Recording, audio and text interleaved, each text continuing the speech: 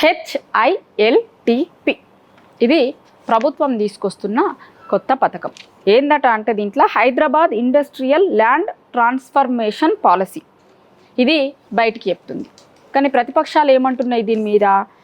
Hyderabad industrial land looting policy ఇది అని అంటుంది. ఎందుకంటుంది అంటే ఇప్పుడు ఇండస్ట్రియల్ కారిడార్ ఉంది కదా, ఇండస్ట్రియల్ పేరుతో హైదరాబాద్లో భూములు ఇచ్చింది కదా ప్రభుత్వం. గతంలో ఎప్పుడో ఇచ్చినాయి కావచ్చు. ఎందుకు ఇస్తారు అంటే ఇక్కడ ఇండస్ట్రీస్ పెడితే ఇక్కడ ఉన్నటువంటి పిల్లలకి ఉద్యోగాలు ఇస్తారు వాళ్ళు అనే దాంతో ప్రభుత్వం కొంత తక్కువ రేటుకి వాళ్ళకి డబ్బులకి వాటిని ఇస్తుంది ఇండస్ట్రీస్ పెట్టేందుకు.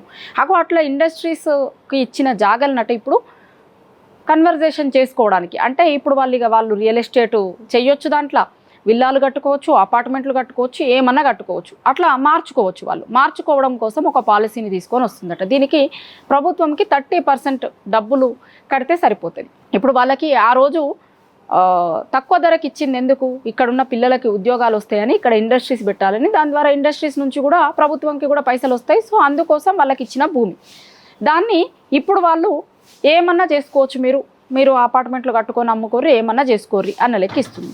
అసలు ఇచ్చిన పర్పస్ ఏంది? ఇవాళ ప్రభుత్వం ఏం చేయడానికి వాళ్ళకి పర్మిషన్లు ఇస్తుంది? దేనికోసం? ఇప్పుడు ప్రభుత్వాలు గతంలో ఇచ్చినటువంటి దాన్ని ఇప్పుడు ఉన్న ప్రభుత్వం, కాంగ్రెస్ ప్రభుత్వం దాన్ని వేరే పాలసీగా మార్చి వాళ్ళకి లాభం చేకూరేలాగా ఎందుకు చేస్తున్నారు? దీని వెనకాల ఏముంది? దీని వెనకాల చాలా పెద్ద స్కామ్ ఉంది. ఆ స్కామ్ విలువ 5 లక్షల కోట్లు అని ప్రతిపక్ష నాయకులు ఆరోపిస్తున్నారు.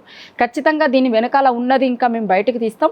5 లక్షల కోట్ల స్కామ్ని కాంగ్రెస్ ప్రభుత్వం చేస్తుంది అనేది బీఆర్ఎస్ పార్టీ చెప్తున్నమాట. ఈ ల్యాండ్లకి సంబంధించిన వాటన్నింటినీ కూడా కన్వర్ట్ చేసి పెద్ద స్కామ్కి, ఇది ఇదివరకు ఉన్నటువంటి స్కామ్లన్నిటిలోకెల్లా చాలా పెద్ద స్కామ్ అనేది ప్రతిపక్ష పార్టీ నాయకుడు కేటీఆర్ చెప్తున్నారు.